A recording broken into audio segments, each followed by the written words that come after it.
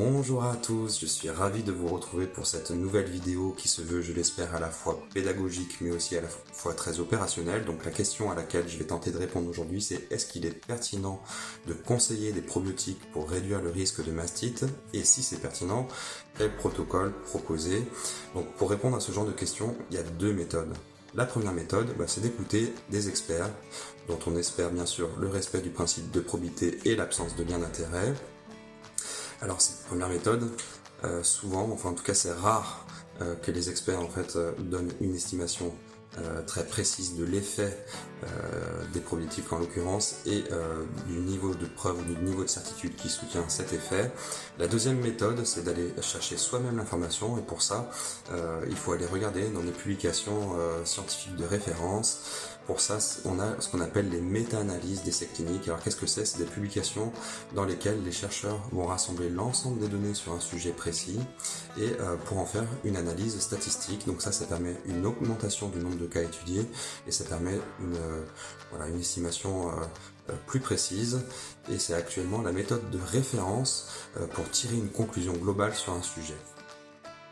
Des méta-analyses, on peut en trouver à partir des moteurs de recherche comme PubMed ou Google Scholar par exemple. Alors PubMed, ce qui est bien, c'est que c'est relativement précis, notamment grâce à son système de requêtes, mais encore faut-il maîtriser les mots-clés. Donc moi avec une requête probiotique et mastite en mots-clés mèche et un filtre méta-analyse, je trouve deux publications sur le sujet, une Cochrane de 2020 et une publication plus récente de 2022. Donc c'est la plus récente que je vais ouvrir pour la simple et bonne raison que les probiotiques sont un sujet relativement à la mode et il y a pas mal d'études en ce moment sur ce sujet et donc pour ne pas louper d'études sur le sujet, c'est celle-là que je décide de regarder.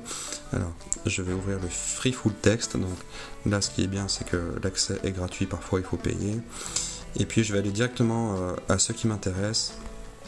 C'est le forest plot, et notamment le forest plot d'un critère de jugement cliniquement pertinent. Là c'est l'incidence de la mastite. Et donc je vais décrire un petit peu ce graphique. Donc la ligne verticale en trait plein représente l'absence d'effet. C'est un intervalle de confiance, c'est-à-dire les petites lignes horizontales. Si un intervalle de confiance d'une étude individuelle croise cette ligne, ça signifie qu'il n'y a pas de différence entre les deux groupes considérés.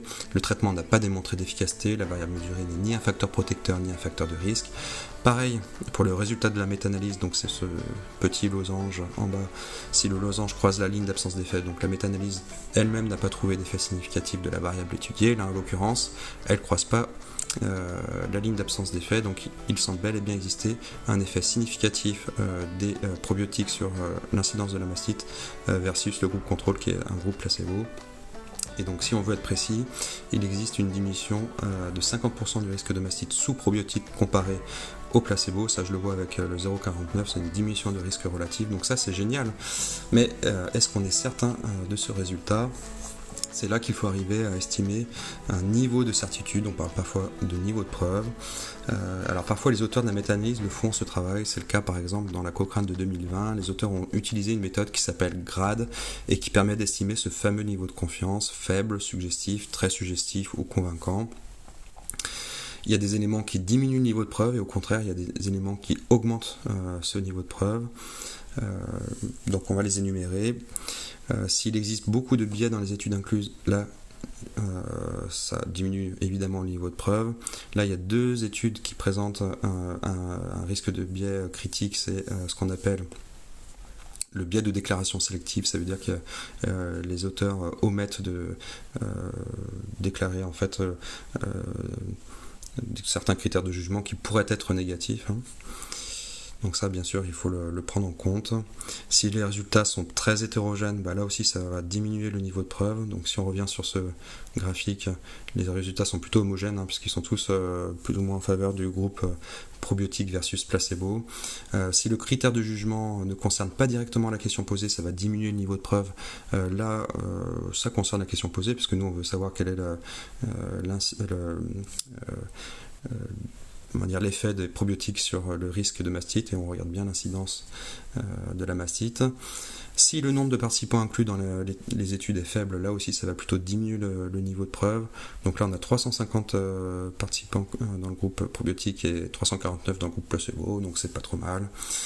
S'il existe un biais de publication, c'est-à-dire si les auteurs ont échoué à localiser les résultats de toutes les études conduites, il faut savoir que les études avec des résultats significatifs ont jusqu'à 4 fois plus de chances d'être publiées comparativement à des études avec des résultats non significatifs.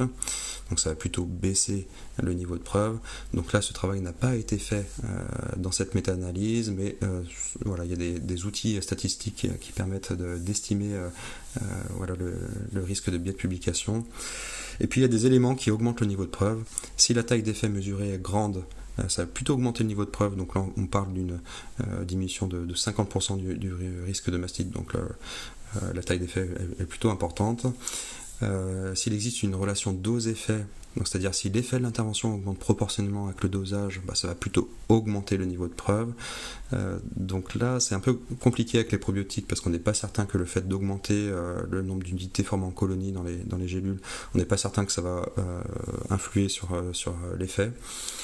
Et puis, il y a si l'intervention est efficace sur une variable qui explique pour tout ou partie l'effet d'une intervention mise en lumière par une étude, là aussi, ça va plutôt renforcer le niveau de preuve. Donc là, on va voir que les auteurs ont aussi regardé l'effet des probiotiques sur le nombre de bactéries dans le lait maternel. Voilà, c'est quelque chose qui pourrait expliquer pourquoi les probiotiques seraient efficaces contre le risque de mastite. Et là, on voit que voilà, les effets sont homogènes et sont tous en faveur du groupe expérimental, à savoir le groupe probiotique. Voilà. En résumé, il semble bel et bien exister un effet préventif des probiotiques sur le risque de mastite, mais cette conclusion est à prendre avec des pincettes pour les raisons que nous venons de voir ensemble. Concernant les risques, alors il y a des effets indésirables digestifs et il y a une contre-indication à les donner en cas d'immunosuppression chez les personnes immunodéprimées. Mais là, les quelques études qui ont évalué en fait les effets indésirables chez la femme allaitante n'ont pas montré plus d'effets indésirables dans les groupes probiotiques versus les groupes placebo. Donc ça, c'est plutôt en faveur d'un bon profil de sécurité. Et étant donné l'enjeu que représente l'allaitement pour la santé de la maman et du nourrisson, moi j'aurais tendance à dire que la balance bénéfice-risque penche plutôt en faveur des bénéfices, et donc ça peut être une piste sérieuse et voilà, éventuellement un conseil même à donner aux femmes qui présenteraient des mastites à répétition et qui seraient prêtes en fait à abandonner l'allaitement pour cette raison. Maintenant qu'on a vu ça, je vais vous montrer comment éviter donc de passer trop de temps pour arriver à ce genre de conclusion. La solution s'appelle Calia Pro. Il vous suffit de rentrer dans la fiche mastite en passant soit par le moteur de recherche en haut, soit par la recherche guidée. On va le faire tout de suite pour l'exemple. Voilà, mastite de la femme allaitante. Donc là, on a une vision globale et dynamique de l'efficacité ainsi que de la certitude de l'efficacité des différentes approches non médicamenteuses méta-analysées. Et en rentrant dans les fiches, vous obtenez une vision pour des critères de jugement précis et un protocole probant. Voilà, pour la mastite, le niveau de preuve pour l'incidence de la mastite, le niveau de preuve est suggestif. Et le protocole, le voici. Alors, on n'est pas allé jusqu'à donner le nom de produits commerciaux. Par contre, si vous voulez des noms de produits, alors pour le coup, il y a des décryptages dans l'application. Et comme j'ai passé de longues heures à chercher les produits adéquats avec le bon type de souche et le bon nombre d'UFC, voilà, je me suis permis, étant donné que j'ai pas de lien d'intérêt avec l'industrie du complément alimentaire ou du probiotique, je me suis permis de donner des exemples de produits. Voilà, cette vidéo prend fin, j'espère que vous l'avez appréciée. J'ai plein d'autres idées de vidéos à réaliser, donc n'hésitez pas à cliquer sur la petite cloche en haut à droite de mon profil LinkedIn. Si vous avez été vraiment très fan, vous pouvez aussi recommander mes compétences en médecine intégrative, ça me permettra d'avoir un peu plus de visibilité et du coup de promouvoir encore un peu plus la santé intégrative fondée sur les preuves. Et puis, n'hésitez pas à aller faire un tour sur l'application Calia Pro pour vous rendre compte vous-même du travail réalisé, du potentiel que cette application peut représenter pour optimiser vos pratiques et vos accompagnements non médicamenteux. Voilà, moi je vous dis à bientôt. Je vous retrouve pour de nouvelles vidéos et de nouveaux contenus.